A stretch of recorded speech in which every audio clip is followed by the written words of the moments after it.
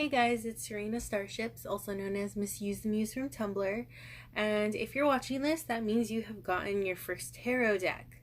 So, there are a few things I always do when I get my first tarot deck. I kind of searched on YouTube. I didn't really find anything that really spoke to me, but perhaps this video will speak to you and help you get the most clear and most powerful readings to help you and help others. So, the first thing I do whenever I get a tarot deck is I get some sage.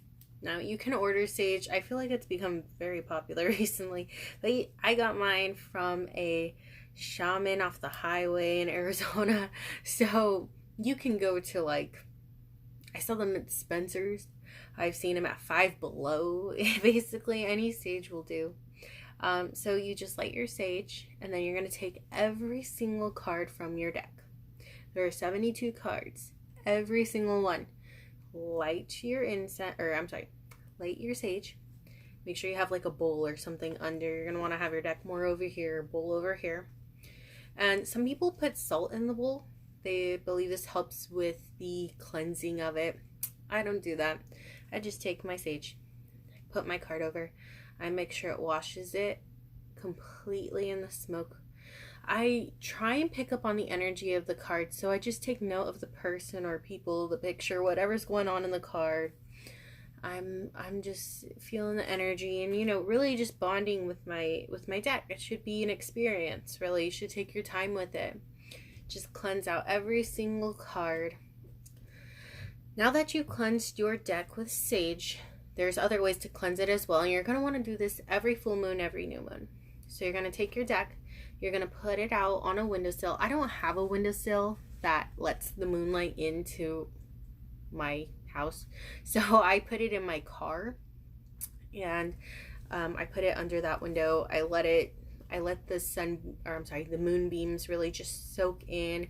It charges it, so not only are you going to get more powerful readings, it's also going to cleanse the energy from previous readings that your cards may hold on to or take up on.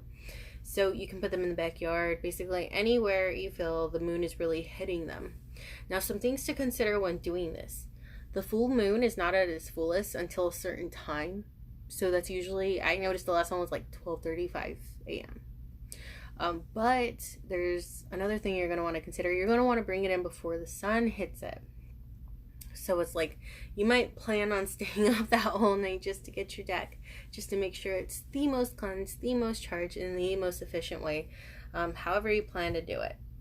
So now that we've cleansed our deck by putting it through each and every card through the sage, and by putting it into the moon's beams, you're going to want to bond with your deck. Now, tarot cards are not a toy.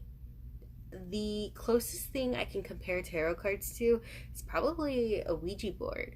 They're a way to speak with energies and spirits beyond this realm. So it's just so important to consider that this is not a trick. This is not, something that you can even really bring up to people, because I feel like a lot of people get frightened by the idea of it. But you just, you're going to want to bond with it and carry it around in your purse or your pocket, wherever you can. And you might even want to pull it out, just shuffle every now and then and just see what it tells you. The way I bonded with my Santa Muerto tarot deck, first deck I ever got, bad idea. But it's just we went on vacation together and they've gone with me everywhere since. So you're just going to really want to bond with it, carry it around with you, just feel them around with you, and let them get to know you and you get to know them, because there will be times you'll just get an overwhelming feeling to do a reading and you won't know why. You'll do a reading, it'll say something, and sometimes it'll be wow, that happened, or wow, this is what they were warning me about, and you'll just start learning and picking up on each other. It's crazy. It's kind of like having a pet. I can't even describe what it's like to be a tarot reader, but it's such a unique experience. So yeah, so we cleansed our deck. We have bonded with our deck. So now it's finally time to start reading. I remember when I first got my deck, I was super excited and I was just so ready to start learning the cards and become this great tarot reader. But here are some things I've noticed that really helped amplify my readings and help them make them the most powerful and the most clear. So I feel as though at every reading you should have a lit candle. The reason for this is I feel like it serves as a beacon to the spirits, to my spirit guides, to my ancestors, to whoever I'm calling upon for answers. So it's kind of like they can see it and they know that I'm calling upon them and they're ready to come talk to me if they're so willing, if they're, if they want to. You're also going to need it to light your sage. You're going to want to light your sage, say a little prayer. So I feel like you need sage. I feel like you need a candle. Another optional one is Palo Santo, holy wood. This helps soothe the vibe. So if for some reason a malicious spirit, a malicious energy comes around, you could just quickly do some Palo Santo, you're good.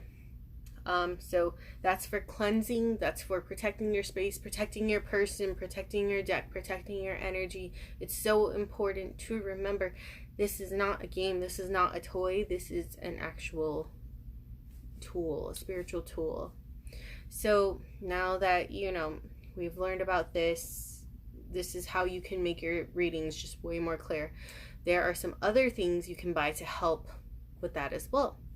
So one stone I feel like every tarot card reader should have is selenite. So this can serve as a tool to cleanse as well. Let's say you're doing a reading at in an open area and people are lining up to get a reading. You're going to want to, between each reading, tap your deck 3 times. This helps really clear the energy and lets you know that you're ready for a new question. This can also serve as a beacon as well, to really just clear your thoughts and listen to the energy most important. I say I want to listen to the energy vibrating at the highest frequency, because then I know it's the most pure energy, the most important energy that wants to come through. I also twirl it around in my hand and I just really focus and listen and wait for those messages to come through. More crystals you can have, which are totally optional, but I feel help me as a reader, are clear quartz. So what you'll do is you'll just let it chill on top of your deck, and I feel like it charges them. It makes them want to be clearer. It makes them more powerful, and it gets those messages to come through that are really important. So you just want to go ahead, place them on top of your deck, even if you're not using your deck. Just have it there. And then when you're ready to read, you could just set it off to the side. Another important crystal to have is amethyst. Amethyst helps attract good vibes and repel negative energy. So let's say you're doing a reading for a friend and they have some really low vibrations, or they have a really intense negative energy following around. This will let them know that they cannot stick around you, and you won't suck up that energy either. I say when you're doing a love reading, it's always good to have some pink quartz around. I constantly carry it with me. To be honest, in my pocket and whatnot. It just helps attract really good loving vibes and helps you put out those good loving vibes. So if you're going to do a love reading, I highly recommend pink rose quartz. Another thing you can have, which really helps me as a reader, is a pendulum. So a pendulum will answer yes or no questions using the vibrations and frequencies around you. So when I'm doing a reading, sometimes I'll get cards that don't really make sense or don't really vibe together. And I'll be like, okay, is this what you mean? Am I reading this correctly? It'll tell me yes, it'll tell me no, it'll tell me I'm not sure. So it's just a really helpful tool to incorporate into your reading to help you deliver those powerful, strong, and important messages. So I would say that's about it. Another tip that really helped me as a reader is doing a card of the day. So each night, because you never stop learning as a tarot card reader. You never stop, sharpening your craft and getting more involved. It's just constant, and it really is like a hobby. You're constantly doing it if you want to be a good reader. So you pick your card of the day, you write your little blurb about it. Perhaps the spirits are trying to tell you something. What I ask every night is how can I get to a higher frequency? How can I vibrate at a higher frequency? You can ask it questions like that as well. When picking a tarot card deck, you're going to want to pick a traditional deck, because each deck has its own personality. So my first deck I got was the Santa Marta Tarot. bad idea. I love it, but it has a personality of its own. It kind of likes to crack jokes, I've noticed, and it gives me attitude. It's sarcastic. I love it. I absolutely adore it. But I'm actually learning how to read tarot with the Golden Universe Tarot deck because it tells me what I need to know and it actually answers questions. So yeah, I would say that's just a little crash course on what you should do when you get your first deck, how you should approach it, and how you can bond with it, and how you could be the best reader you could be. Because the whole point is to help others with the tarot deck. It is a spiritual tool. It is not a game. But yeah, I hope this video helped you out. If you have any more tips or ideas on what you should do when you get a new deck, please comment below and help other baby readers as well. I hope you guys have a great year, week, hour. Bye.